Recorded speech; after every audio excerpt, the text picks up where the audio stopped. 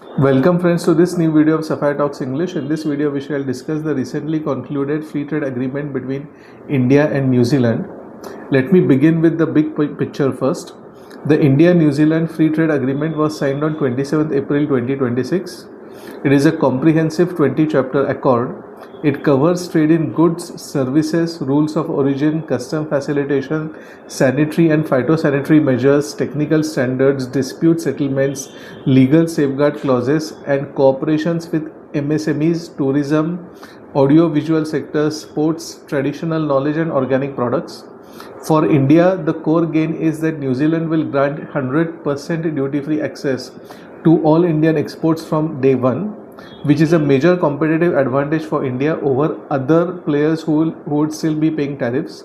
On the flip side, India will also have to liberalize about 70% of tariff lines, covering roughly 95% of bilateral trade, with immediate cuts on about one-third and phased reductions on the rest. Sensitive sectors such as dairy and key farm products are being shielded, but they are being shielded for now. The agreement also strengthens services and mobility.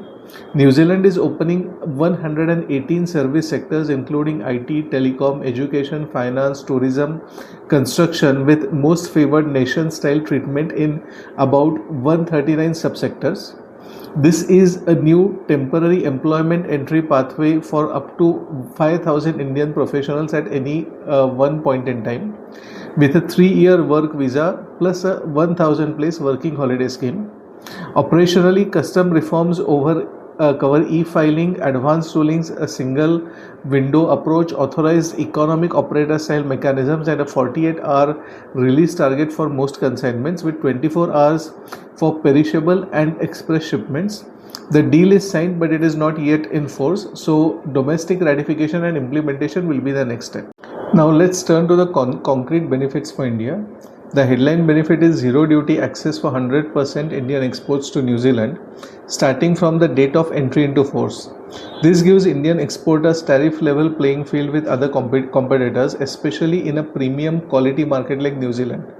Sectors expected to gain the most are textiles, leather, footwear, plastics, engineering goods, marine products, gems and jewelry, and pharmaceuticals, all of which are labor intensive and export oriented sectors. Beyond goods, the services chapter is also very exciting and perhaps the most strategic. India's service-led growth model gets a strong boost because New Zealand's commitments span IT, education, financial services, tourism, construction, and healthcare. The MFN, that is most favored nation-like access in 139 subsectors, opens doors for Indian software firms, consultants, teachers, healthcare-related service providers.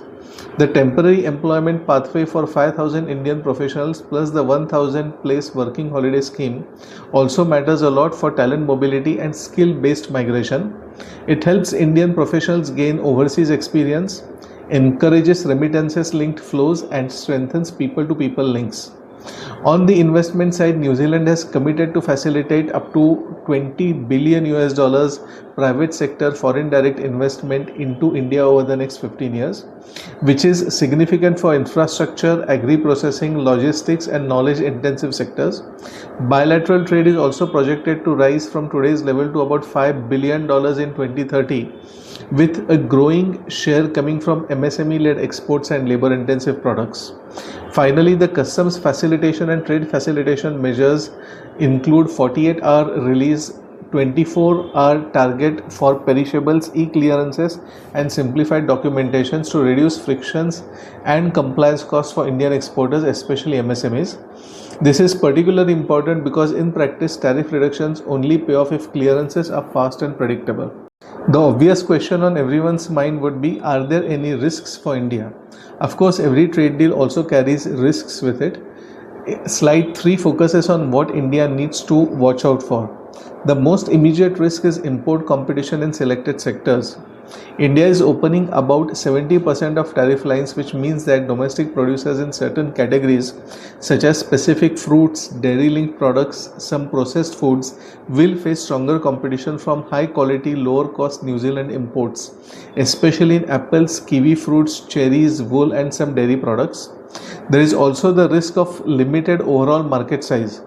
The New Zealand is a very small economy, so even if bilateral trade doubles or more, the absolute impact on India's total trade balance will be modest by comparison with much larger partners such as EU, US and ASEAN countries. The real benefit lies in diversification and quality oriented niches rather than in sheer volume. Then there is implementation and execution risk. The agreement is signed but not yet in force. Implementation will depend on domestic ratification, legal drafting, stakeholder awareness campaigns, and the ability of MSMEs to actually comply with rules pertaining to country of origin, SPS, and TBT requirements. If compliance is complex or costly, small exporters may not be able to convert tariff access into real export growth. Another concern is the pressure on the policy space, especially if later review clauses of future negotiations lead to concessions in sensitive areas like agriculture or dairy. Even though India has tried to protect dairy in this FTA, long-term vigilance will be needed to maintain balanced trade openness with domestic livelihood and food security considerations. Finally, non-tariff barriers like stringent phytosanitary norms, packaging standards, labeling requirements and certification procedures can still act as a de facto barrier. These are areas where India will have to build capacity, ensure product quality and provide hand-holding to exporters so that benefits of the FTA are not diluted at the border. So to summarize, the India-New Zealand Free Trade Agreement is a strategically positive agreement for India. It gives duty-free access to a developed high-quality market, strengthens India's service export pipeline, enhances talent mobility and promises up to $20 billion in foreign direct investment over 15 years. At the same time, it is a moderate scale deal in absolute terms. The real value lies in diversifying India's export markets, reducing dependence on a narrow gap of partners and positioning India as a gateway for New Zealand firms into other emerging markets including Africa and parts of Asia Pacific. For businesses and policymakers, the key message is tariff reduction is only half the story. The other half is about customs efficiency, compliance support and quality enhancements so that Indian exporters, especially MSMEs, can actually convert this opportunity into real trade. So in closing, the FTA is a step forward but not a miracle cure. It needs to be managed carefully, monitored for sectoral impacts and backed by domestic reforms and capacity building. If India is to fully capture its benefits while managing the risk associated with it. So friends, if there's anything new that comes to light regarding the India-New Zealand FTA, I'll make a new video and get it to you. I hope you have found this video interesting. If you have found this interesting, please like this video. Please subscribe to our channel. Until the next video, I bid you goodbye. Jai Hind, Jai Bharat, Vande Mataram.